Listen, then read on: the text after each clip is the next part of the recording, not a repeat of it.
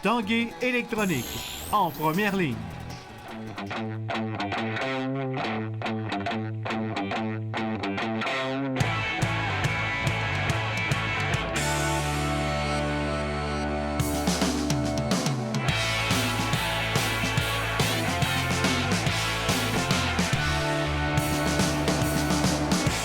Bon lundi, ici Carl Larouche. Bienvenue à l'Esprit sportif. Dans l'émission aujourd'hui, on revient sur les 2 victoires des Remparts face à l'Océanique de Rimouski. Également, on parlera du Conseil du sport de haut niveau qui soutient les athlètes en vue des Jeux olympiques de Rio en 2016. Mais d'abord, parlons de football. Le Rouge et Or qui a remporté une importante victoire face au Vert et Or de Sherbrooke, ici même hier, 36-7.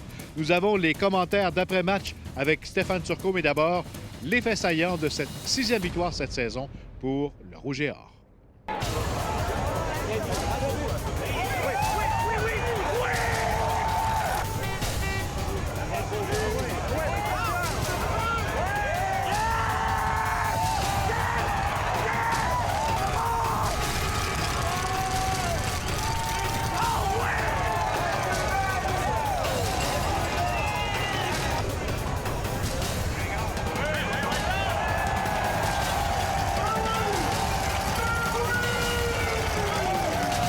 Après avoir subi leur premier revers de la saison la semaine dernière face au Carabin, le Rouge et Or voulait retrouver rapidement le chemin de la victoire en accueillant le Vert et Or.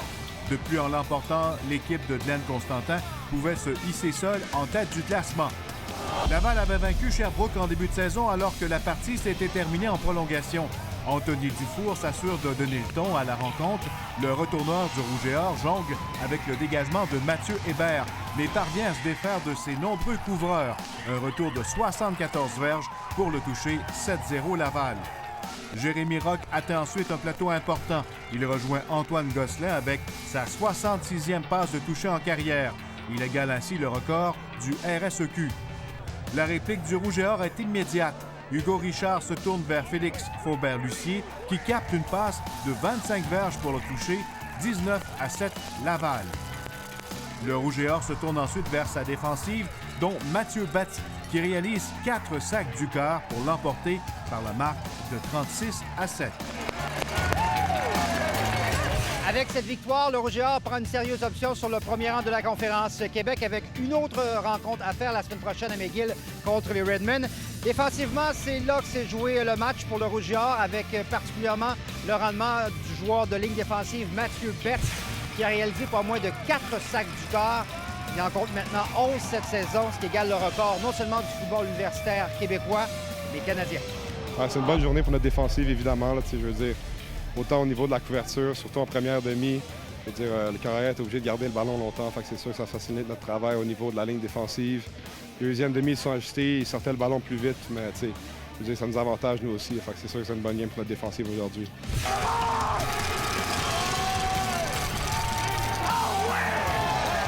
Tu as déjà connu ça, des matchs de 4 sacs du score? Au cégep, oui, là, mais cette année, non. Fait que c'est sûr que c'est le temps de fun. Je veux dire, c'est sûr que c'est le fun pour moi d'avoir 4 sacs, mais je pense que ça reflète un travail plus gros que ça, autant au niveau de notre coaching staff, nous préparer cette semaine. Les 4 D-line sur le jeu, vraiment. C'est sûr que c'est facile d'avoir le gars qui a le sac à la fin de la journée. C'est cliché un peu, mais il y a 12 gars sur le terrain de football. C'est vraiment, il y en a un qui fait pas sa job. Le spotlight n'est plus sur moi non plus, parce que c'est sûr que c'est le fun pour ça. Il est spécial. Il a eu 5 sacs aujourd'hui. Il y en a un qui était rappelé pour une interférence que j'ai vraiment hâte de voir. Mais c'est un joueur spécial qui est explosif et plus la game avance, plus qu'il est difficile de bloquer. Oui, en effet, je pense qu'il y a un très très bon match, un bon plan de match de Marc Fortier. Un très très bon travail, mais encore une fois, ça aide qu'on peut mettre de la pression comme ça. C'est une performance offensive très très très ordinaire. Là. Mais chapeau à leur front défensif. Mathieu Betts a été complètement dominant. Il a fait une bonne job contre PO, il a fait une bonne job contre Antoine aussi. Il a fait une bonne job contre nos 2 tackles. Il faut définitivement faire un meilleur travail de contrôler Mathieu.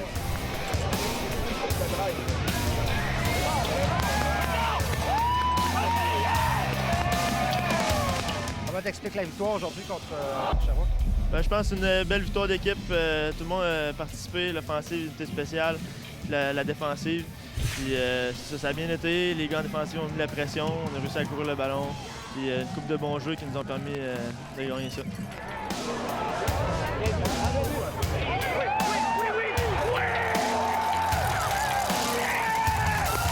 Beaucoup de pression, couverture zéro, Bitiliav, back, for safety, donc c'est un peu plus difficile. On se doit faire mieux que ça, mais je pense que quelque part, on va essayer de balancer contre ça. Bien géré aussi le vent, parce que on a scoré nos points avec le vent, puis on a vraiment étiré le jeu au sol contre le vent.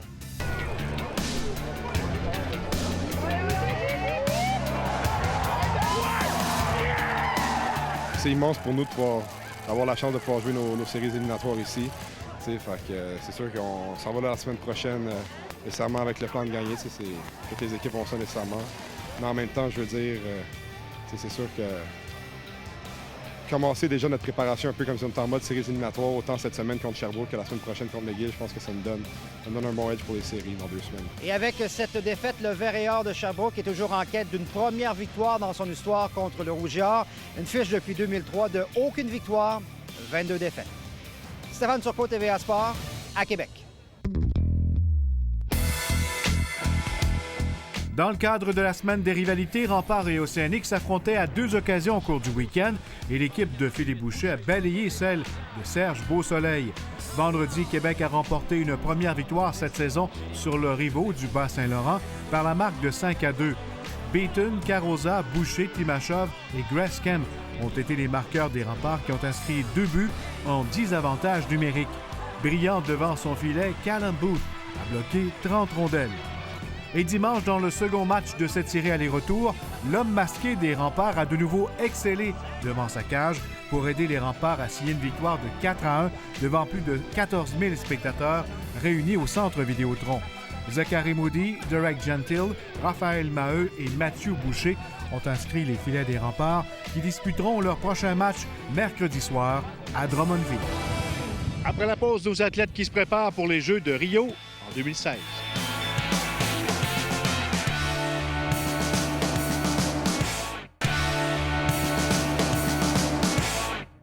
Les prochains mois seront très importants pour nos athlètes de la région qui auront à se qualifier en vue des prochains Jeux olympiques de Rio en 2016. Et pour ce faire, ils bénéficieront de l'aide du Conseil du sport de haut niveau.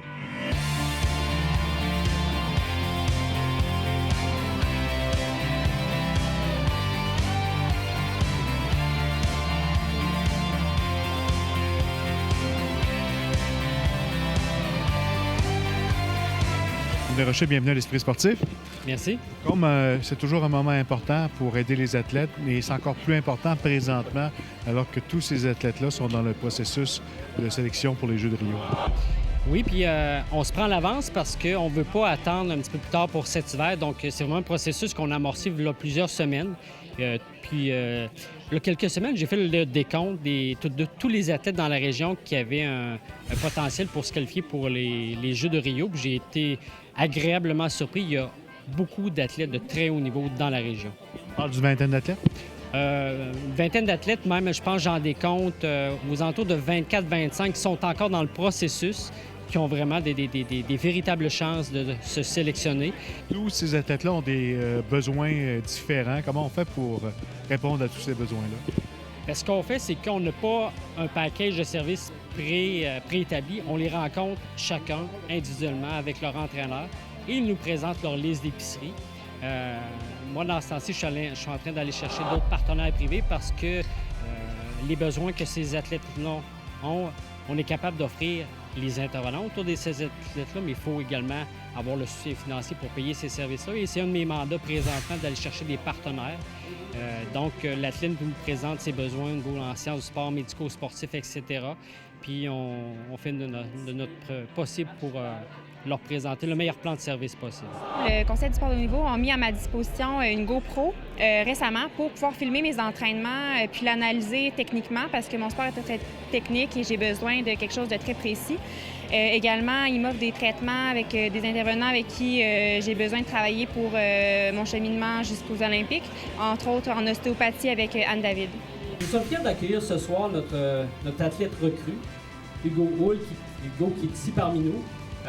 Hugo, c'est Moi, je suis un peu nouvellement arrivé à Québec. Là. Ma copine travaille ici maintenant, donc c'est tout juste nouveau. Je découvre le Conseil du sport de haut niveau de Québec, puis ils m'ont très vite accueilli. Ils m'ont mis en relation avec des spécialistes du milieu, que ce soit en ostéopathie, en médecine, ou je bénéficie aussi des installations qui sont au PEPS de l'Université Laval avec un préparateur physique.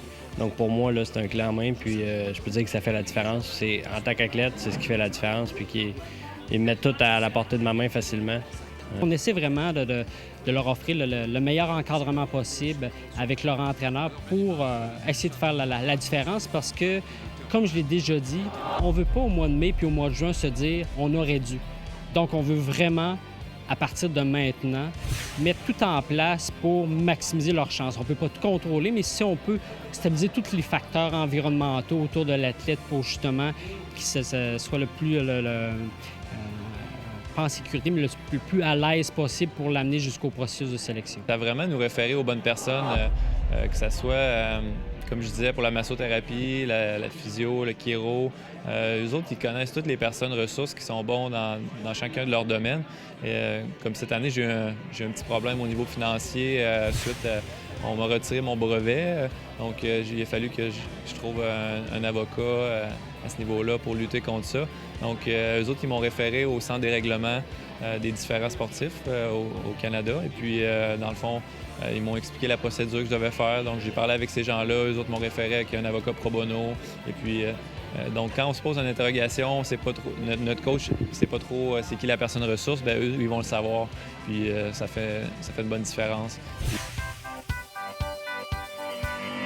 Le critère numéro 1, c'est que l'athlète s'entraîne à Québec, c'est ça? Oui, on essaie. Souvent, il y a des athlètes qui ont à aller à l'extérieur pour des stages. Et à ce moment-là, on les met en contact avec soit des intervenants de l'extérieur. C'est sûr et certain que la majorité de nos services sont offerts dans la région, mais via des communications, l'équipement, ces athlètes-là on est capable, à certaines mesures, d'exporter nos services. Voilà qui complète l'esprit sportif pour aujourd'hui. Demain, entre autres, on parlera des Remparts qui se préparent pour leur prochain match mercredi contre les Voltigeurs à Drummondville. Bye, à demain.